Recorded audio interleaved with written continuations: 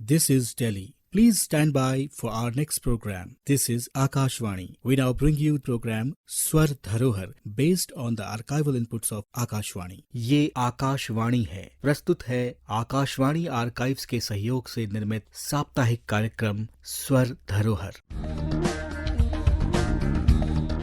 नमस्कार श्रोताओं, स्वर धरोहर कार्यक्रम में मैं राहुल और मैं श्वेता आपका स्वागत करते हैं।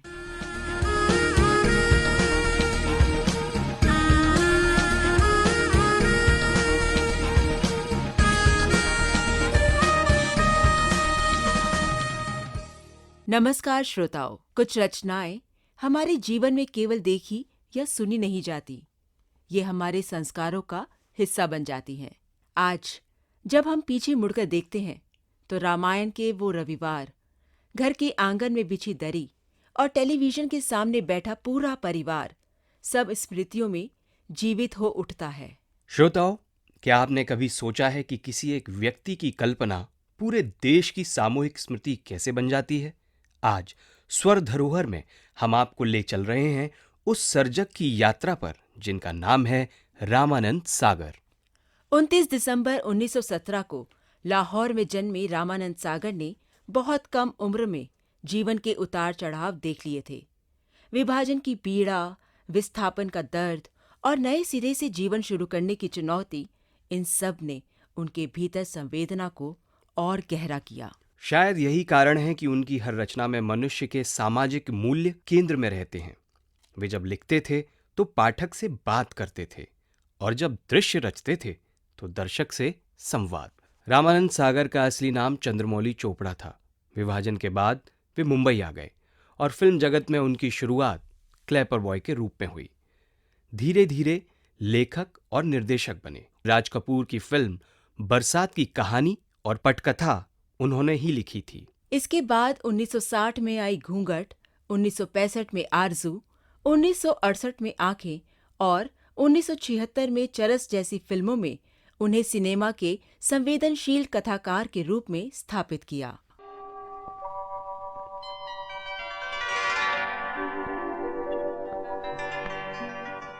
उस मुल्क की सरहद को कोई छू नहीं सकता, जिस मुल्क की सरहद की निगहबान हैं आंखें।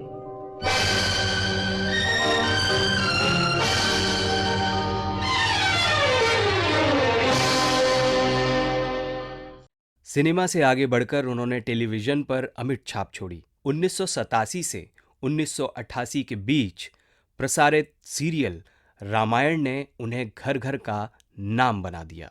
इसके बाद लवकुश, श्री कृष्ण, विक्रम और बेताल, अलिफ लैला जैसे धारावाहिकों ने भारतीय दर्शकों को उनकी जड़ों से जोड़े रखा।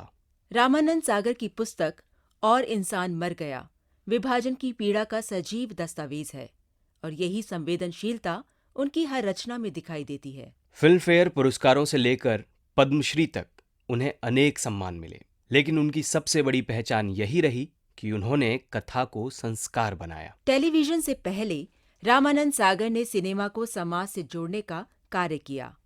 उनकी फिल्में हमें केवल कहानी नहीं सुनाती, वो हमें हमारे समय से रूबरू कराती है। घूंघट, राजतिलक, आंखें, इन फिल्मों में सामाजिक यथार्थ, इतिहास और मानवीय भावनाओं का संतुलन दिखाई देता है। श्रोताओं, इस संवाद में उस समय की स्त्री की चुप्पी भी है और रामानंद सागर की संवेदनशील दृष्टि भी। क्या गलत है क्या ठीक है ये मैं नहीं जानती, मैं सिर्फ इतना पूछती हूँ, मेरा दोष क्या है जिसके लिए मुझसे इतनी नफरत करते? तुम्हारा कोई दोष नहीं और मैं तुमसे नफरत नहीं करता पार्वती। तो फिर मुझसे इतना दूर क्यों भागते हो? मैं जो बात कहूँ क्या उस पर विश्वास करोगे? आप पर विश्वास नहीं करूंगी तो किस पर विश्वास करूंगी? तो सुनो, मैं आज तक जो कुछ कर रहा हूँ तुम्हारी भलाई के लिए कर रहा हूँ। इसलिए कर रहा हूँ ताकि तुम्हारा आने वाला जीवन सुख और खुशियों से भर जाए। जो तकदीर हमारे जीवन के साथ एक बेरहम खेल खेल रही है, तुम्हारी खातिर मैं उस तकदीर से लड़ रहा हूँ पार्वती। और अगर तुम निर्दोष हो और मैं सच्चाई पर हूँ तो एक दिन इस तकदीर पर हमारी फतह जरूर होगी और उस दिन तुम मेरी बातों का मतलब समझोगी। तब तक मेरा विश्वास करो। आपको मेरा इतना ख्याल है, बस। रामानंद सागर की फिल्मों में संगीत कथा का सहयात्री होता था। गीत फिल्म की कहानी को रोकते नहीं थे, अपितु उसे आगे बढ़ाते थे। आइए सुनते हैं उनकी फिल्म घूंघट के एक गीत का अंश। हाय रे इंसान की मजबूरियां, हाय रे इंसान की मजबूरियां, पास रहकर भी है कितनी दूरियां, दूरियां, हाय रे इंसान की मजबूरियां। श्रोताओं, ये मधुर धुन हमें उस दौर में ले जाती है जब भावनाएं शोर नहीं बल्कि गहराई से चुपचाप बहा करती थीं। एक सर्जक के लिए सबसे बड़ा पुरस्कार क्या होता है, तालियां या भीतर की शांति? इसे रामानंद सागर स्वयं बताते हैं। एक अच्छी फिल्म बना के तस्कीन तो ज़रूर होती है, मगर उतनी नहीं जितनी एक अच्छी कहानी लिख के होती। उसकी वजह फिल्म की एक ख़ास बात है। मैं अर्ज़ करता हूँ कि जब एक अच्छी कहानी लिखता हूँ तो उस तस्कीन में एक तरह का फ़ख्र भी शामिल होता है कि ये काम अकेले मैंने ही किया है। तो मगर अच्छी फिल्म बनाने के बाद जो तस्कीन होती है उसमें ये फ़ख्रिया पहलू शामिल नहीं होता, क्योंकि एक अच्छी फिल्म बनाने में लिखने या डायरेक्ट करने वाले के अलावा और बहुत सौ का हिस्सा होता है, जैसे अदाकार, म्यूज़िक डायरेक्टर, गीतकार और फिर जिन्होंने वो गीत गाए हों जिन्हें हम प्लेबैक सिंगर कहते हैं, फिर हमारे आर्ट डायरेक्टर, फोटोग्राफर, गरज के मुख्तलिफ किस्म के फ़नकारों और दस्तकारों का भी इसमें बहुत बड़ा हिस्सा होता है, जो अपनी अपनी जगह उसकी कामयाबी के ज़िम्मेदार होते हैं। कमाल साहब, फिल्म कोई एक आदमी अकेला नहीं बना सकता।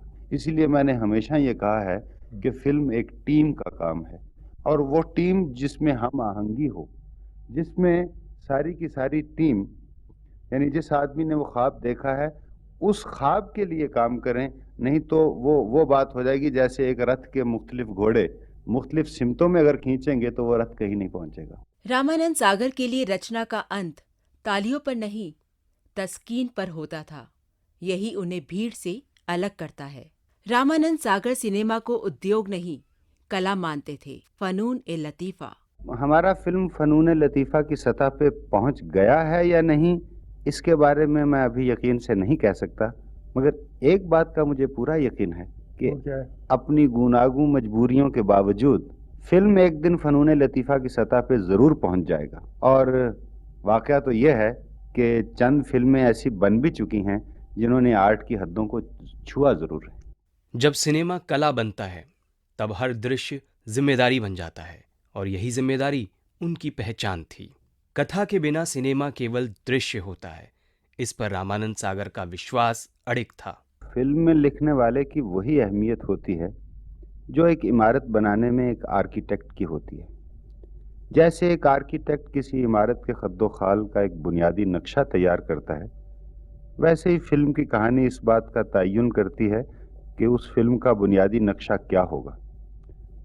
उसके बाद ये अलग बात है कि जैसे एक इमारत की तज़ीन के लिए दूसरे लोग आ जाते हैं जो उसे रंग देते हैं, उसकी खिड़कियों में रंग बिरंगे पर्दे सजाते हैं, उसके कालीनों से उसके फर्श और फानूसों से उसकी छतें सजा देते हैं, इसी तरह दूसरे शोबे इस फिल्म की मज़ीद तज़ीन का सामान पैदा करते हैं।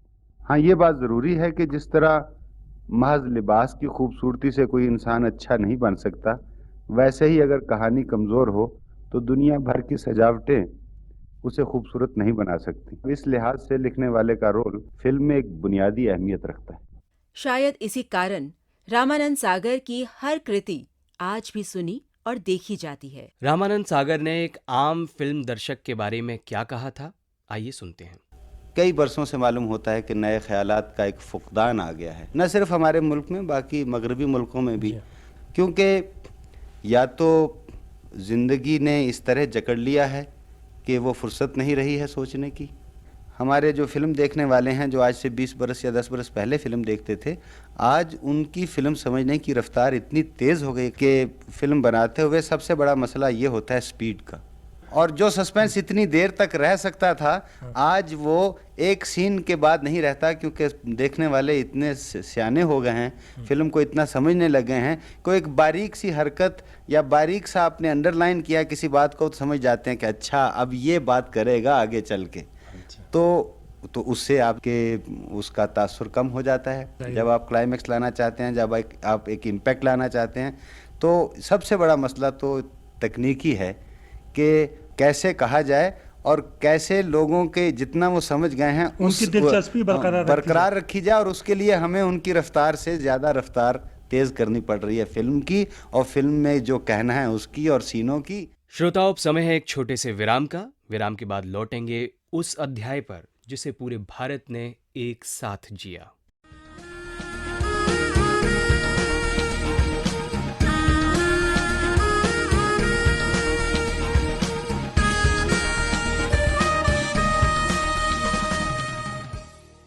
विराम के बाद एक बार फिर स्वागत है आपका कार्यक्रम स्वर धरोहर में। श्रोताओ, क्या आपको धारावाहिक रामायण का वो पहला दृश्य याद है? रामायण जिसने न केवल कथा सुनाई बल्कि समाज को जोड़ा।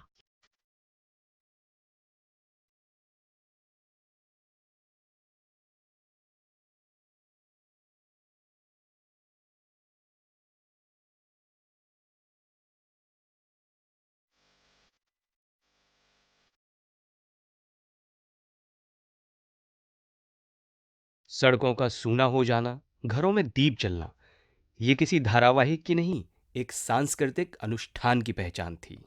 मुझे जब मैं पीछे देखता हूँ मुड़ के अपनी ज़िंदगी में, तो लगता है कि 20-25 साल से कोई ऊपर की शक्ति इसको प्लान कर रही थी, क्योंकि हम एक छोटा सा ग्रुप था, हमारा मंडली थी, तो हमें प्रोफेसर चंद्रशेखर पांडे रामायण सुनाया करते थे हर इतवार को। हमने 1-2 घंटे रखे हुए थे, और उसमें शर्त ये थी उस मंडली की कि उस दिन ना फिल्म की बात होगी ना कुछ और होगी।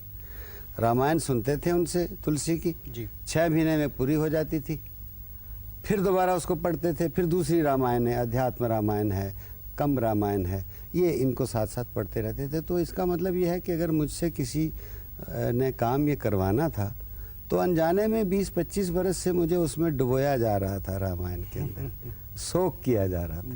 तो इसलिए प्लानिंग तो किसी और ने की, मैंने तो की नहीं। कृष्णा, लव कुश, अलिफ लैला, हर प्रस्तुति में उन्होंने हमें हमारी जड़ों से जोड़े रखा।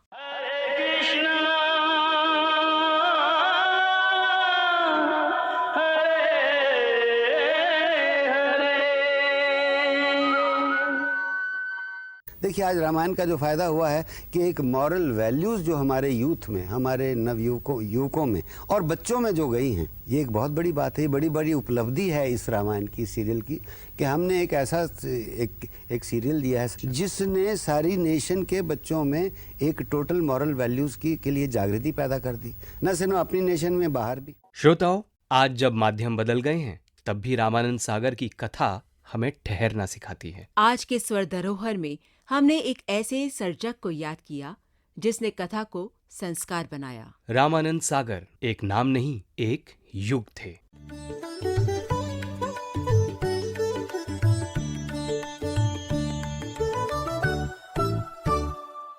श्रोताओ, आप अपने सुझाव और अपनी प्रतिक्रिया हमें ईमेल कर सकते हैं। हमारा ईमेल आईडी है swardarohar@gmail.com swardaroharair@gmail.com। श्रोताओ, स्वर धरोहर में आज के लिए इतना ही। अगली कड़ी में फिर मिलेंगे एक और सांस्कृतिक धरोहर के साथ। तब तक के लिए नमस्कार।